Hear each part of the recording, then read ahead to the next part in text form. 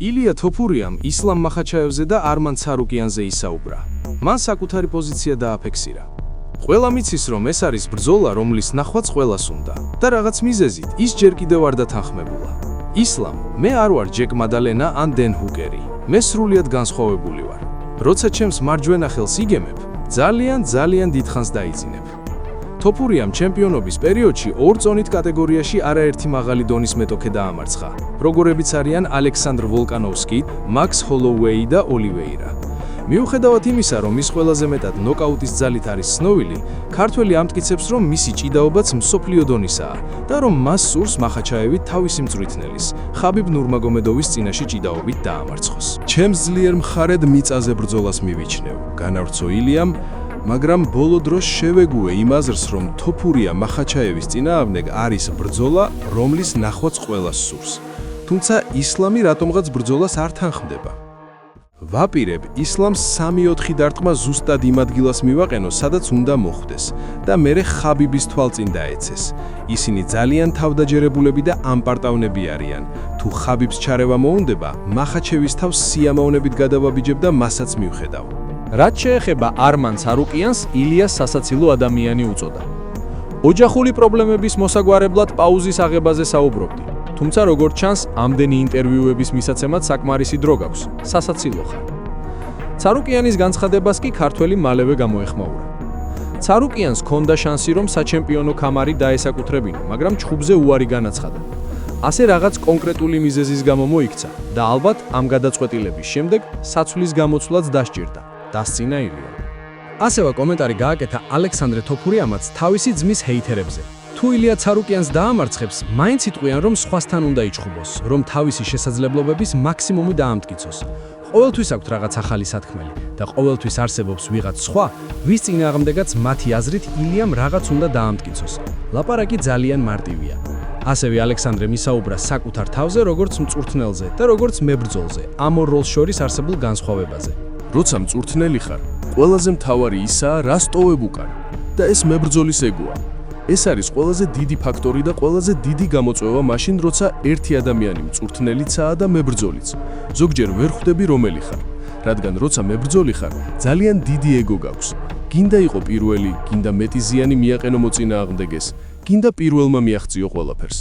ხოლო როცა მწვრთნელი ხარ, უნდა იყო უფრო მომთმენი, უნდა ასწავლო, კომპრომისზე უნდა წახვიდე. ამიტომაც ეს საკმაოდ რთულია. ყველას უჩნდება ეჭვები და ებადება კითხვები საკუთარ თავთან.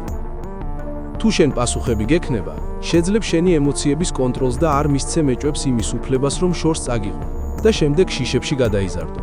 სწორედ ამიტომ არის ძალიან მნიშვნელოვანი, ეჭვების დროს პასუხები გქონდეს და პასუხების მისაღებად ცხოვრებაში მოქმედებაა საჭირო. უნდა გრძნობდე პასუხისმგებლობას. მაგალითად, კემპში ყოფნისას მე ყველაფერს გვერდზევდებ და მხოლოდ პასუხების პოვნაზე ვარ ფოკუსირებული. პასუხებს კი მძიმე შრომითა და ოფლით პოულობ. ეს არის ჩემი ეჭვებთან ბრძოლის გზა. ასევე ქართველმა გაამხილა თუ ვისთან სურდა ყველაზე მეტად ჩხუბი. არის მებრძოლი, ვისთანაც დიდი სიამოვნებით ვიბრძოლებდი და ეს პიოტრ იანია. არ ვამბობ, რომ ახლა სადიდულო ბრძოლას ვიმსახურებ, მაგრამ სწორედ ესაა ჩემი მიზანი. რაც შეეხება მერაბს, ერთი წამითაც არ მეპარება ეჭვი, რომ მერაბი დაბრუნდება და ქამარს დაიბრუნებს. როცა მერაბი ჩემპიონია, მეც მშვიდად ვარ, თქვა ქართველმა. მერაბ დვალიშვილმა ესპანეთში ილია თოფურიას ესტუმრა, სადაც მათ ერთად ივარჯიშეს და ისპარინგიც გამართეს.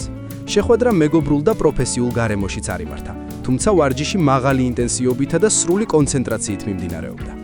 მერაბი განსაკუთრებით მოხიბლული დარჩა ილია თოფურიას სამწვრთნელო შტაბით, გუნდური ატმოსფეროთი და იმ სამუშაო ეთიკით, რომელიც ილიას ირგვლისუფებს. მისი თქმით, ასეთი გარემო მებრძოლს არა მხოლოდ ფიზიკურად, არამედ მენტალურადაც ზრდის. ვარჯიშის დროს ქართველები ერთმანეთს თავიანთ საუკეთესო მხარეებს უზიარებდნენ.